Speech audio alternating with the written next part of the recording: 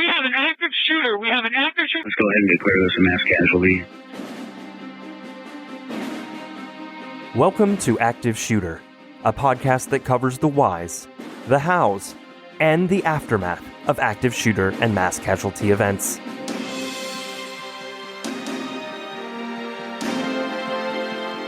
They have an active shooter in the building. A second call says they are being attacked. I've been shot.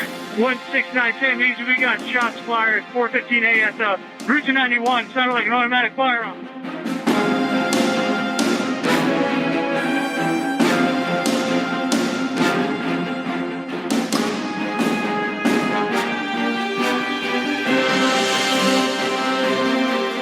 Active shooter, reports of an active shooter,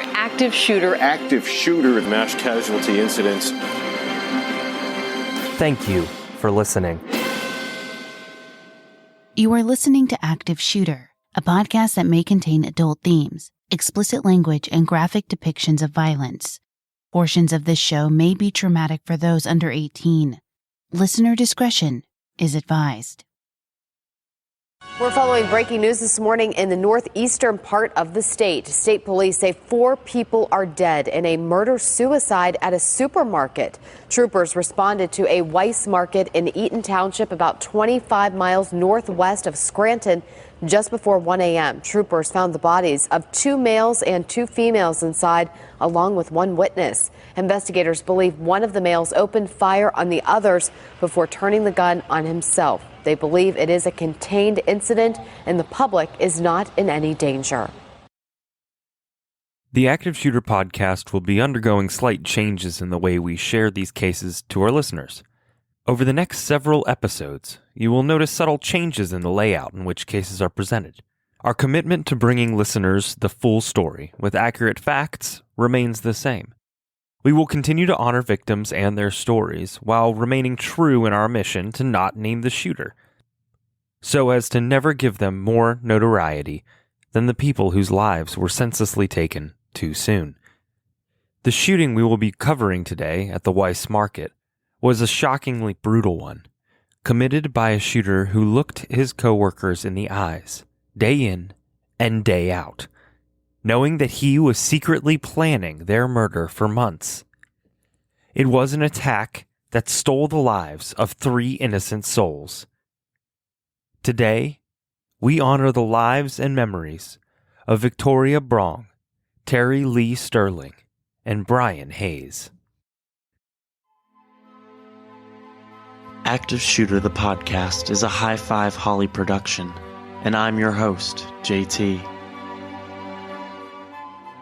If you've listened to our prior episodes, you know that the Active Shooter podcast team has taken the No Notoriety pledge, and we will not be sharing the real name of the shooters that we cover. We will be giving the shooters a pseudonym and refer to them by that name throughout the episode. This will help in clearing up any confusion in the story, while remaining true to our pledge and not naming the shooter by their actual name. We will refer to today's shooter as Greg.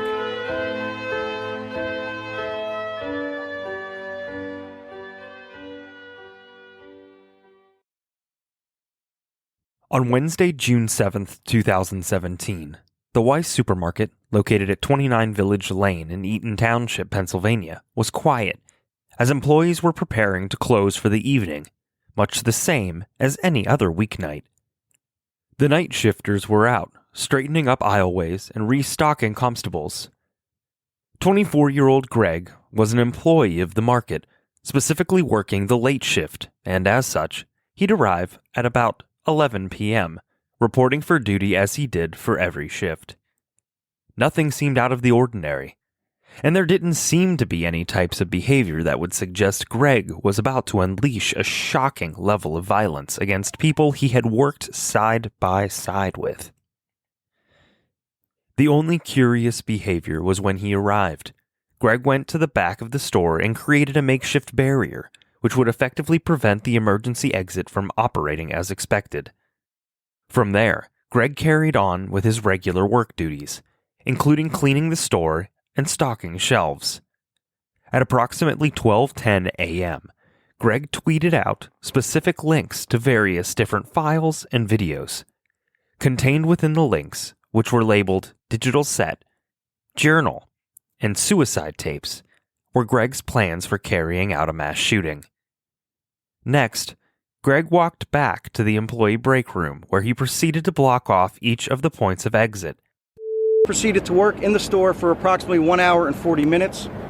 During this time frame, he began fortifying all the exits of the doors, blocking them so people could not get in or out.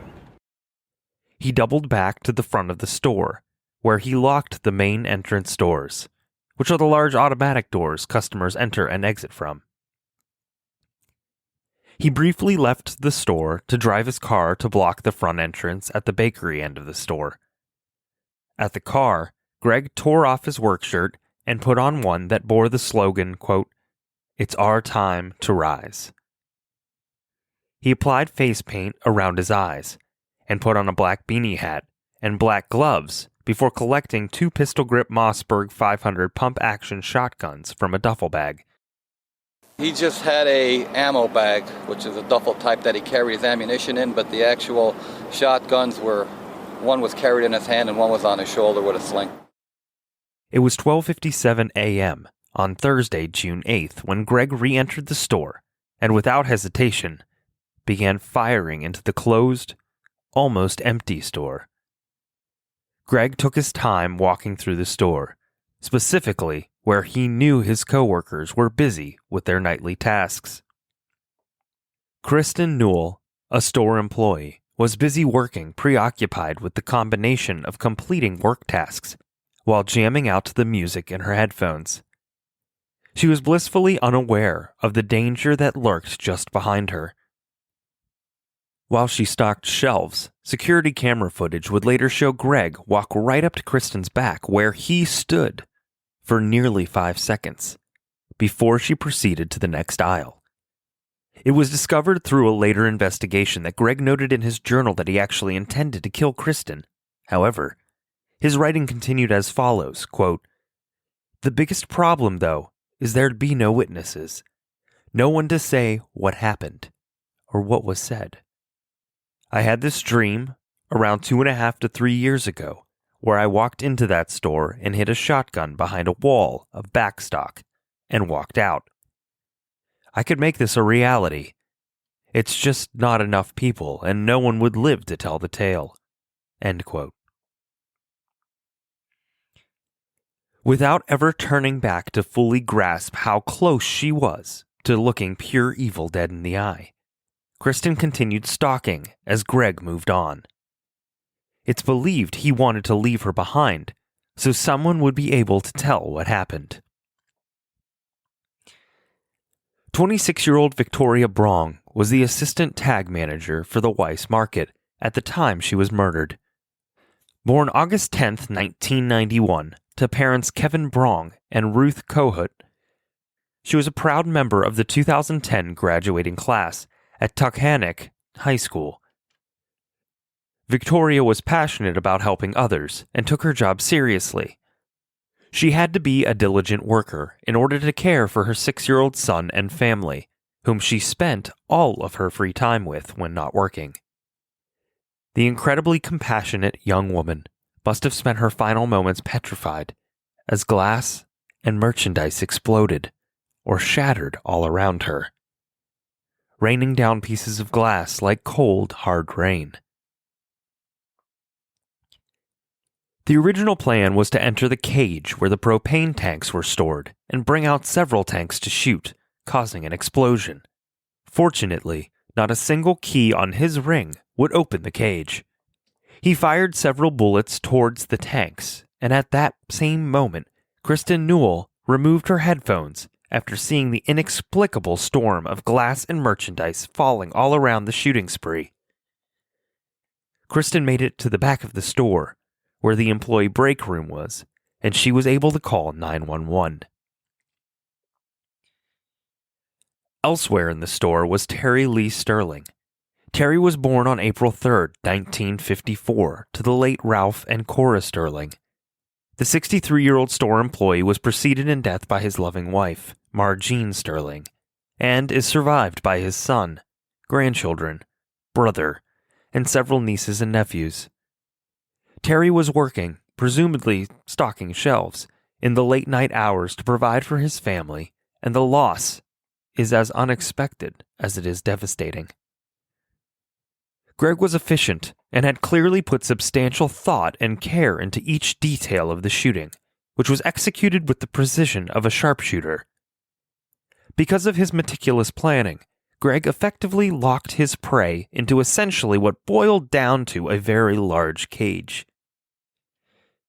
The employees were trapped with a madman who had not one, but 2 firearms and was intent on murdering everyone, except one inside that proverbial cage. Greg most likely heard Kristen race back to the break room for her phone, so he carried out his final act and proceeded towards the deli section of the store, and shot himself by putting the gun into his mouth. He wanted everyone else to die, but he selfishly wanted it for himself as well. After he shot 3 employees or 3 people from the store within the store, he then turned the gun on himself.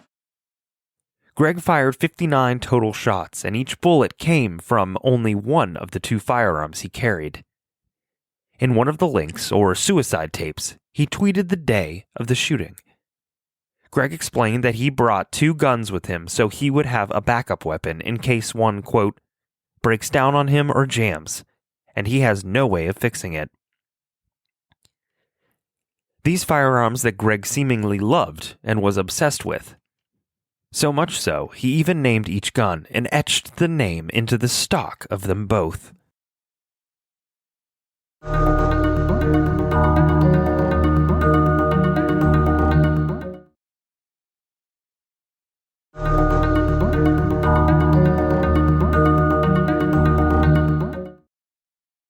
There was a small crowd beginning to gather outside the market in the early morning hours, so large black tarps were placed over the windows so onlookers couldn't sneak up and capture their own evidence to, quite wrongly, share before any families could be notified of their immense losses. The store reopened to many different changes on July 13th, 2017.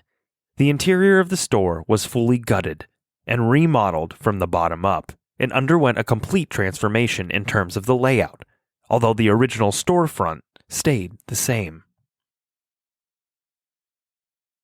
Nationally, the shooting received very little attention, and as always, it's quite baffling how, why, who, when, or what factors contribute to some shootings fully saturating the daily news from morning until night, while others barely get a mention on the local news.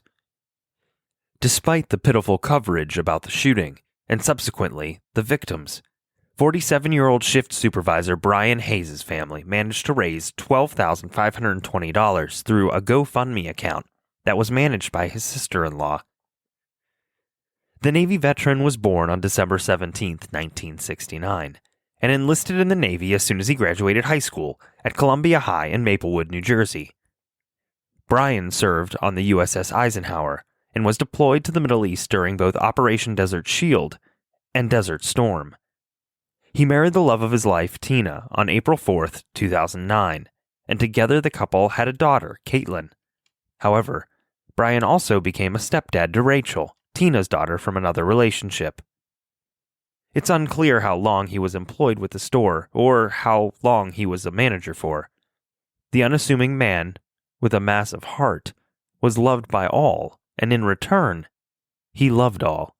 And it's shocking that his family lost such a terrific person without any warning or chance to say goodbye. Greg was born on September 17, 1992, in Pennsylvania, which is where he was also raised his entire life, along with his younger brother who was born almost 2 years to the day of Greg, on September 11, 1994. A painfully shy youngster, Greg struggled to even make eye contact with whomever was speaking to him.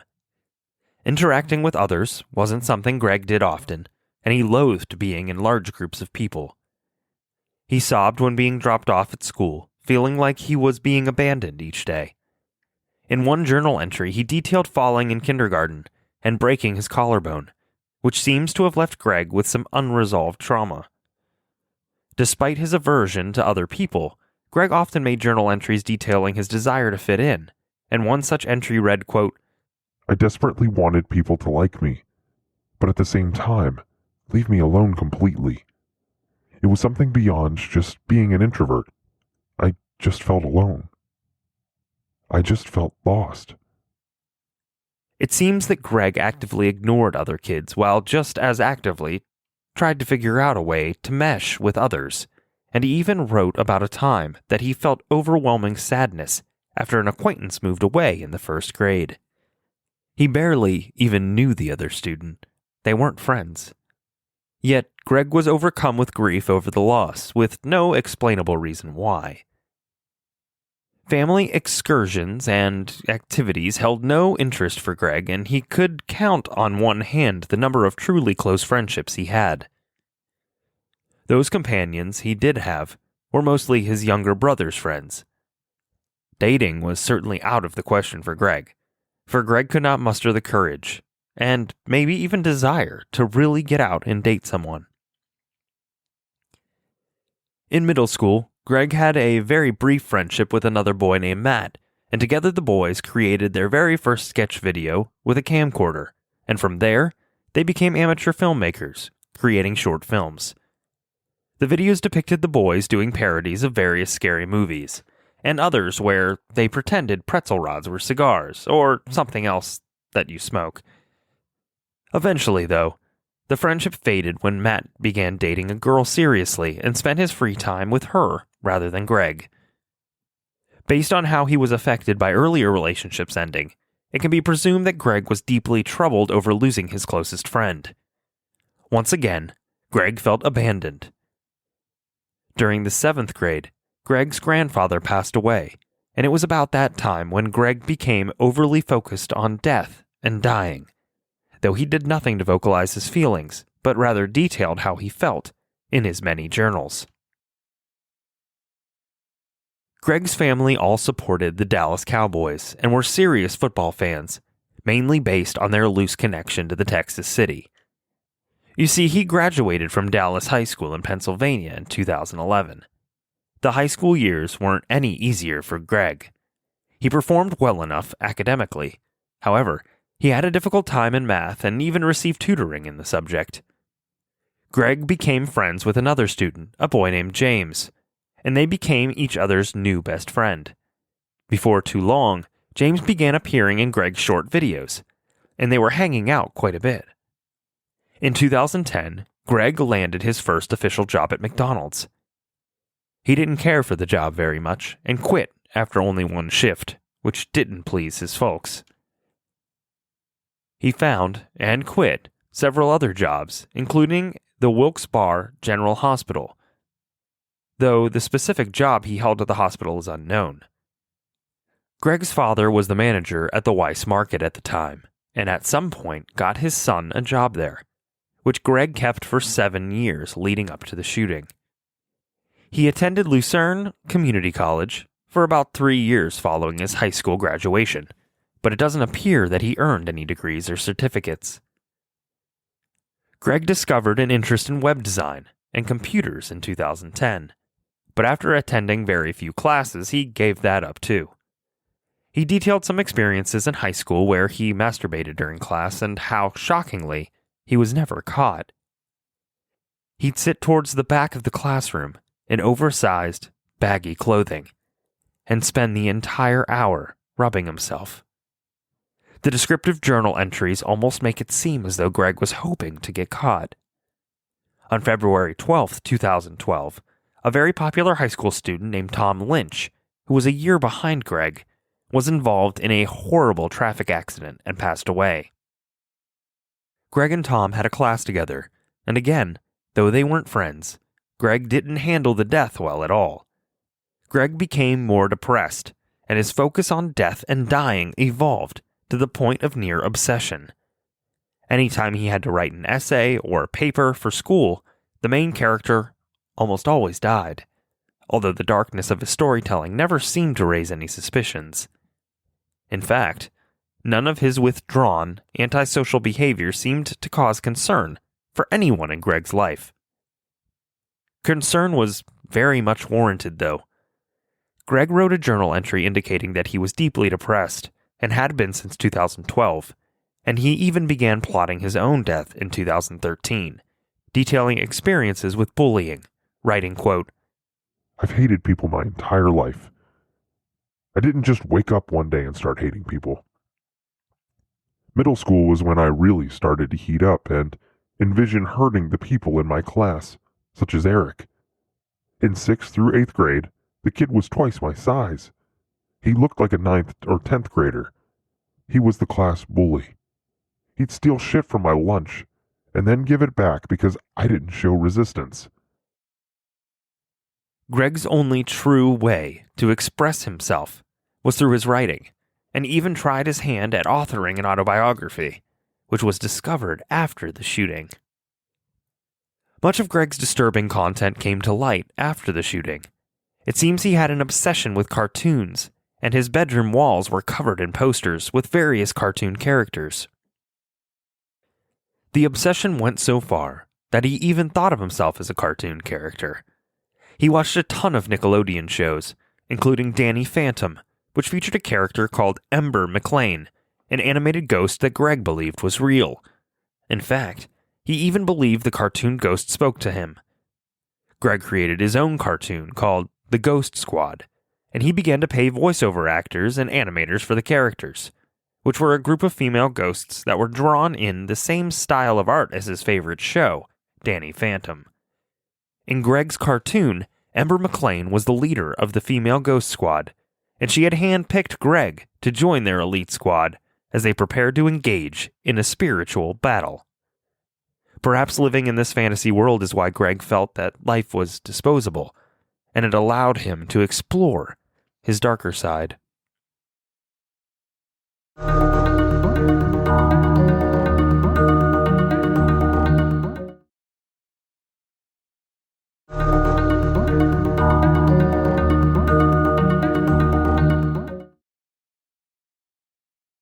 Several of Greg's journal entries detailed his anxiety and what he described as gender dysmorphia, musing that he always felt like he was born into the wrong body, as some sort of punishment for unknown misdeeds. He experimented with dressing in women's clothing, even creating videos that he later posted online to YouTube. He had ambitions of making it big on YouTube, and perhaps he even thought that the online fame would save him somehow. Some of the other videos he posted were about a character that he created called Froggy, which was a little orange and black plastic toy frog, and one called Whale, which was a killer whale stuffed animal. Not all of his videos were wholesome and innocent, though. In fact, there was at least one video posted that was described as, quote, amnesia rape, which was a short film of himself, wherein he developed amnesia after falling and striking his head. The character Froggy then filmed character Whale, pretending to rape Greg while he was tied up. It is most disturbing, and would take many psychologists to unravel the thoughts Greg was clearly trying to act out.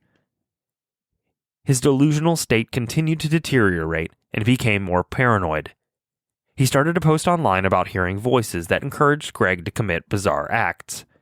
It also became evident that Greg was obsessed with the Columbine shooting, and frequently posted about it online. No one ever seemed to follow up with Greg about his online activity, and that was probably because he used a pseudonym. His writings described how the year 2013 was the worst of his life and how much he was going through personally. On January 26, 2013, he wrote that it was the day that his streak of bad luck began. The day started with a professor who pulled Greg from class and asked if he was okay after what happened with Matt, which was the friend mentioned earlier in the episode. Unsure of what he meant, Greg said as much. The professor quietly informed Greg that Matt had passed away in a car accident on December 20th, 2012. He was shattered.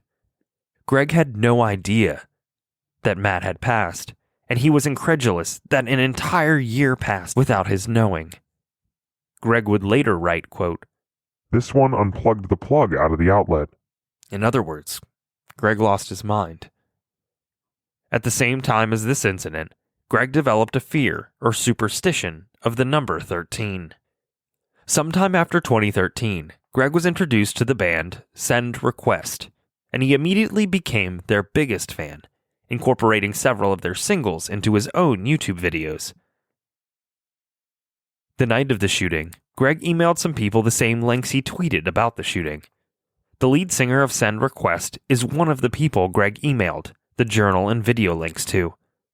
Although, to be clear, there is no evidence that this individual sought out or engaged in conversation online with Greg. In a bizarre twist, there were several fake social media accounts that Greg had created, which isn't strange in and of itself. No, what was so odd was that Greg seemed to use his fake accounts to communicate with himself, both through his real and made-up accounts. While he had very few Twitter followers, his tweets were becoming increasingly alarming. In fact, everything Greg was doing or involved with was disturbing and cause for concern. He spent hours shooting guns at a range he made himself. Greg filmed most of these shooting sessions, which isn't necessarily alarming on its own.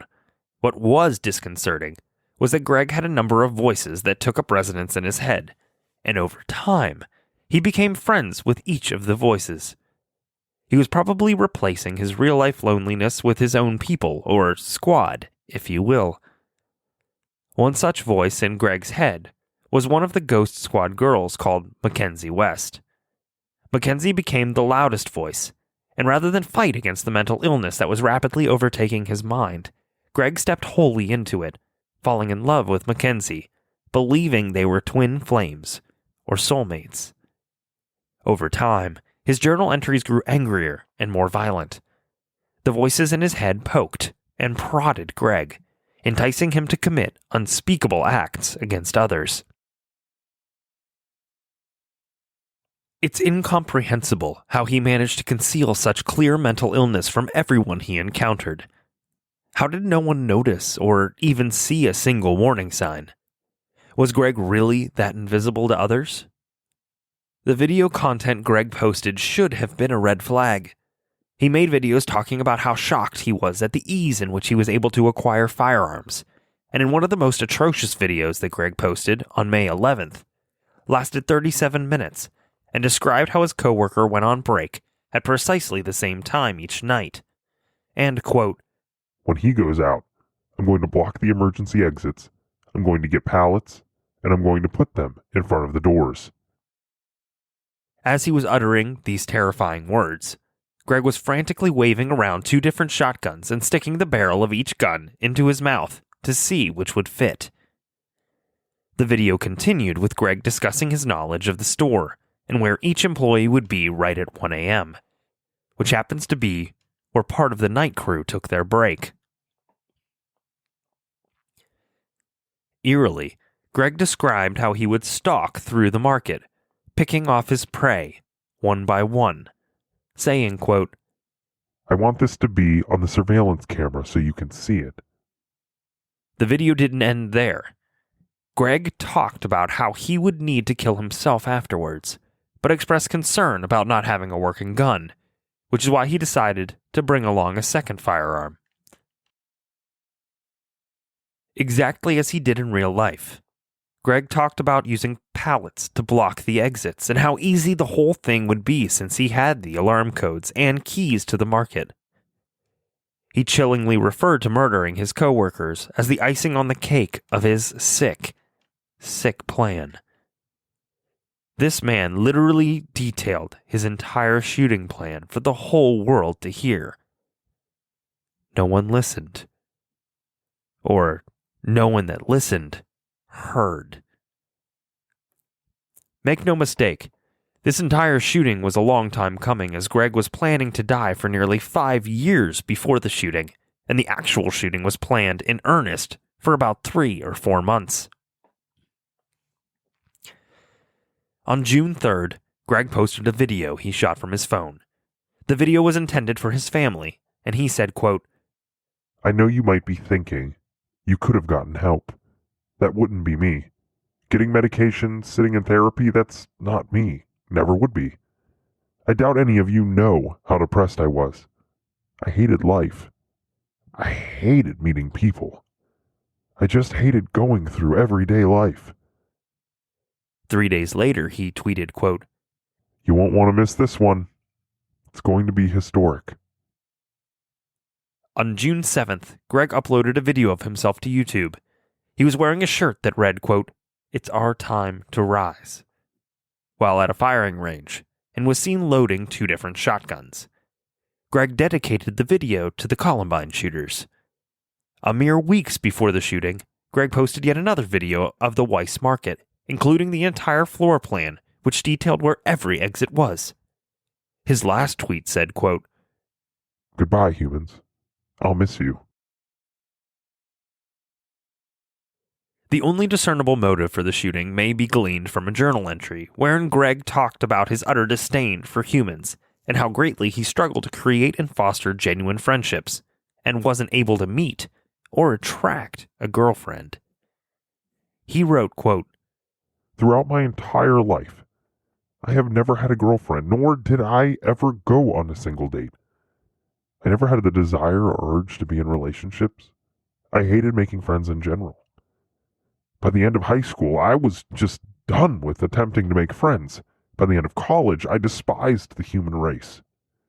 2016 and 2017 have been full of almost nothing but hatred towards humans.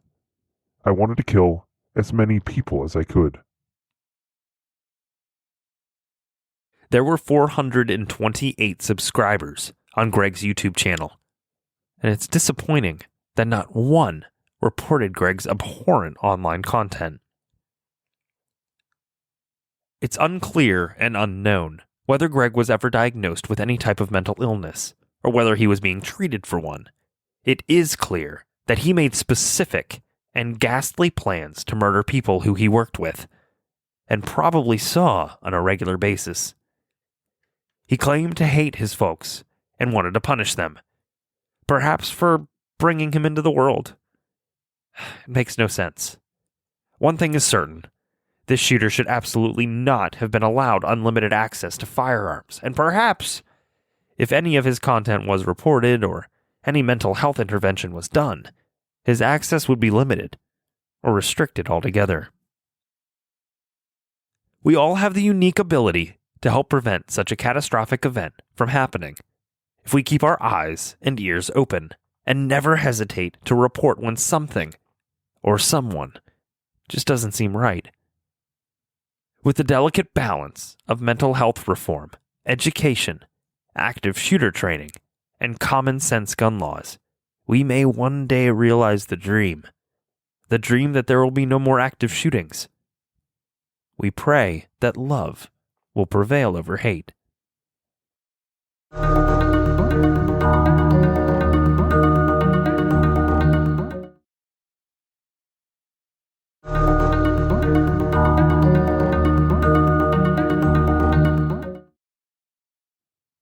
In the meantime, we urge our listeners to stay aware of your surroundings and keep in touch with your loved ones.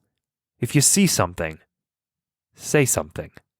You never know how many lives you'll be saving.